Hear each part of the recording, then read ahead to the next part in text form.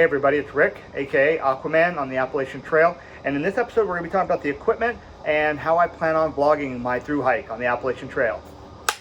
Stay tuned.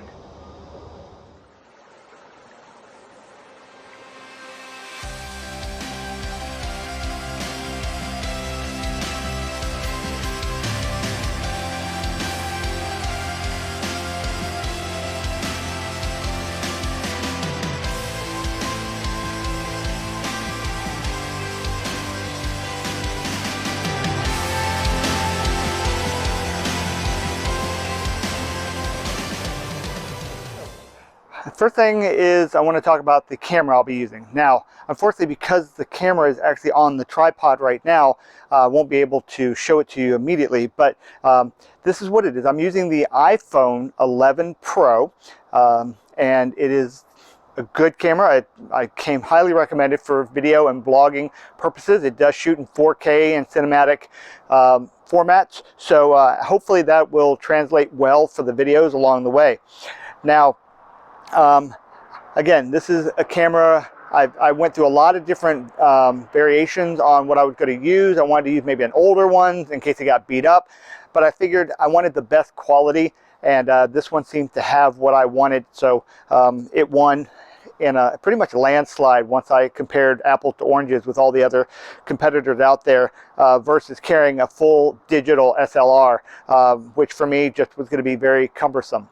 All right, now, in the opening, I shot without a mic. I was actually using the camera mic, and now I've switched over to a Bluetooth mic. Now this mic, it's called the Smart Mic Plus, and it's by a company called Sabentech. It's a really great device for vlogging. It allows me to do several things. One, it captures voice quality much higher than the telephoto mic or telescopic mic that is on the camera. It also, I was able to get this little dust bunny or a wind bunny, and it also came with some other little wind socks that you can put on, and that'll help cut down on wind noise, which I know is very important because, again, out in the woods, you're going to be getting a lot of that kind of wind noise out there. So this reduces it down so you get less ambient noise and get a much clearer reception. So this is, and what I'm going to do now is I'm going to show you a quick demonstration of what I did out in the field yesterday morning in the freezing temperature, not freezing, but very cold temperatures. So you can hear the difference between without the mic and with the mic. Okay guys, now this is a test without the microphone on, so you can see what it sounds like just with the standard camera and the camera mic. So, all right, I'm going to switch over to the actual mic so you can get a difference. Sorry, it's about 37 degrees out right now, and I'm about 4 miles into this hike. So I'm sorry if I'm a little winded too. All right, so let's switch over to the actual mic and see the difference. Okay, so here we go now, and this time we're using the actual clip-on mic. It's a Bluetooth mic, and we got this little wind bunny on here, wind sock. And that should help reduce down the noise effects of wind and ambient noise. So, and being that the mic now is much closer, you should be getting a much better sound quality on the video. The Smart Mic Plus, it's the fact that the button on the side actually works as a remote control as well. And the Smart Mic Plus comes with its own movie making software. So I'll be using that in conjunction with iMovie, and the camera on board the iPhone 11 Pro for doing most of my quick edits. Now, I'm one of the fortunate few that actually has an IT guy who I'll be uploading all my footage to, and he helps put everything together. His name is Matt.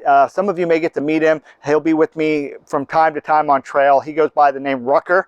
So hopefully I'll get to introduce you to him shortly. All right, so we talked about the mic. Another piece of equipment that I'll be using in conjunction with the iPhone is actually my Apple Watch. Now, the neat thing about the Apple Watch is that it pairs perfectly with the iPhone, and what it allows me to do is actually use a visual viewfinder on my watch so I can set up my shots and start and stop footage from the phone or from my watch without having to walk up to it. So if I'm trying to, shoot a panoramic shot, I can start it, I can do my panoramic pan, and not have to worry about the you know, the cut scenes. It'll be much smoother. So again, that's another piece of equipment that I'll be using. Will actually be my watch. Works again as a timer for a start and stop timer for my camera. Okay, now what am I going to be using for tripods out there? Well, one of the things I bought was the Ultra Pod. Now this little guy is really cute. It's very light. I didn't do all the weights on there. If you want, you can go ahead and check out the weights online. But this guy is a nice little guy here. Opens up, and you'll notice this long strap on here, and I'll show you that in a second. So this right here, I can set my phone up on the bracket, and this was just a generic bracket that I found on Amazon. I like this particular type because it's not spring loaded. It actually uses a screw down so that I can adjust how tight or how loose I need it to be. I noticed that some of the spring load ones sometimes will push the buttons in on the side of the camera and take pictures or do all kinds of weird things to your phone when you're not paying attention. It does have a little knob on the back that allows me to go from horizontal to vertical, and I can lock it in any angle I want and lock it down. It uses a standard hot shoe, which will go right on here, so it allows me to hook the phone right up to this little pod. Now, this little strap, the cool thing about this little strap is it's fairly long, so if I hook this to a branch, I can actually wrap this around and use the Velcro on here to secure it to a branch. Now, another little piece of equipment that I found, and I picked this up at a local hardware store, and it's just basically a wire with a very bright rubber, heavy-duty rubber coating on it. So now, if I put this onto a branch, I can use this to secure it as well, so I know it's really well secured. Or the neat thing about this as well is, if let's say I don't want to break out the tripod, is I can just wrap the phone itself around items. You know, let's say a post or something, I can just wrap this, and because it's heavy duty rubber, it will hold on to the auto case that I have. I have a rubberized armored auto case on the phone to help with durability. So again, this is something, I think I spent maybe $2 for this. It's very lightweight, doesn't take up a whole lot of room. I got the neon yellow so that I could definitely see it when I'm trying to pull something out real quick. So again, let's see what else we've got here. All right, now this is a neat little device. This is called the Stick Pick. All right, and the owner of the company actually makes these with custom designs on it. This one here actually is for the AT 2021. And the really cool thing about this is it turns your trekking pole into a selfie pole. All right, so what you'll do is you just simply take this, you slide it onto the end, you use the little screw here, you tighten it down, and then if you've got your phone already in a hot shoe adapter, you basically attach it here, and actually I've got it on backwards. Let me do this the right way here. There we go. That way. And tighten it down. Then you attach the hot shoe. Do this right. Oh, that's the locking nut. All right, let me do this way.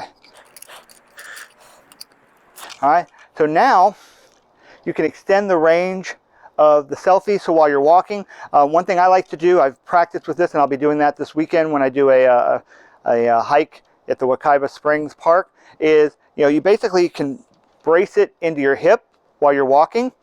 If you want to do, let's say there's a really beautiful scenery spot, but there's a lot of low-lying branches, you can take this and you can extend this way above your normal grip and get it into a nice opening for a really, really awesome picture. And again, I can use my watch to hit the timer, set it up, start it, do a panoramic with this. So this allows, and again, this doesn't weigh much at all, so it allows me to increase my ability to do some really cool footage.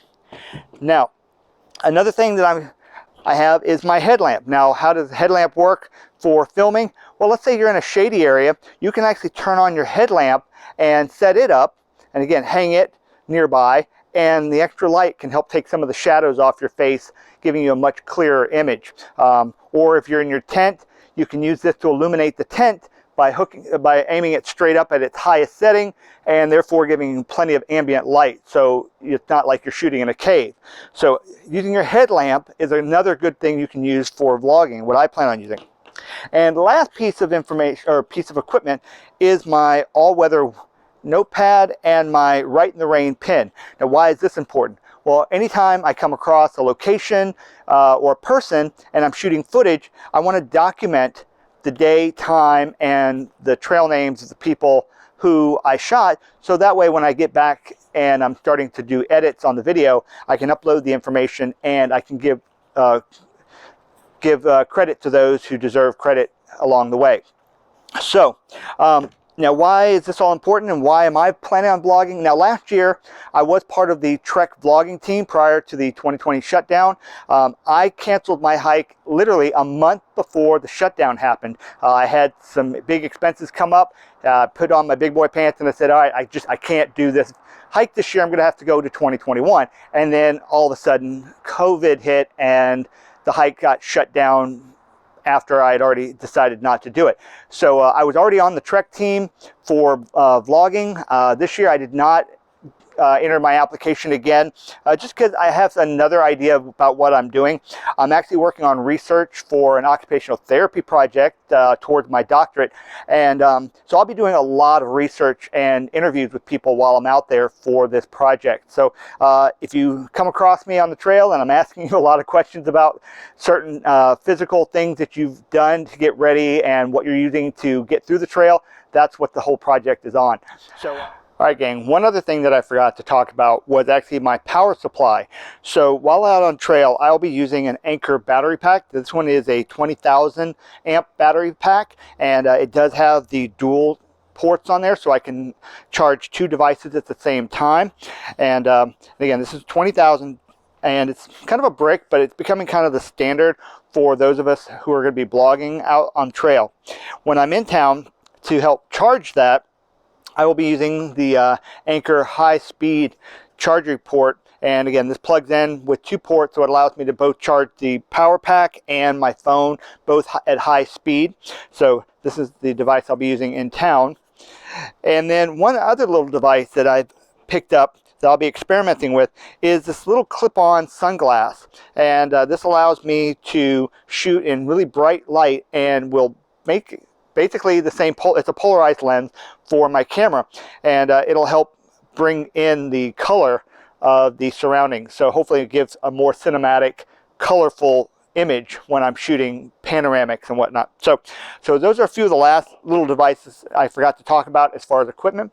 And if you haven't already subscribed, please hit the subscription button on board here. And if you would, hit the notification bell so you know every time I drop a video. Well, that's it. Again, this is Aquaman, and I'll see you out on the trail. Take care.